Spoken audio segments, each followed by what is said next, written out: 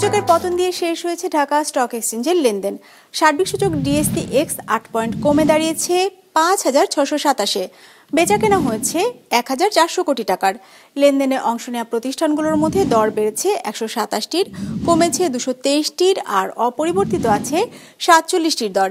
এবার বাজার নিয়ে বিশ্লেষণ শুনবো ইনভেস্ট ইট অ্যাসেট ম্যানেজমেন্ট লিমিটেডের। ঢাকা স্টক এক্সচেঞ্জের প্রধান সূচক ডিএসসি এক্স আজ নেতিবাচক ধারায় শেষ হয়েছে। সেই সাথে আজ ইন্ডেক্স কমেছে 0.2%। দিনের শুরুতে বাজার ঊর্ধ্বমুখী ধারায় শুরু হলেও দিনের শেষ ভাগে মার্কেটে সেল প্রেশার বাড়তে থাকে এবং মার্কেটও নেগেটিভে ক্লোজ হয়। আজ দর বৃদ্ধির বিপরীতে দর হ্রাসের কোম্পানিগুলোর সংখ্যা প্রায় দ্বিগুণের কাছাকাছি ছিল।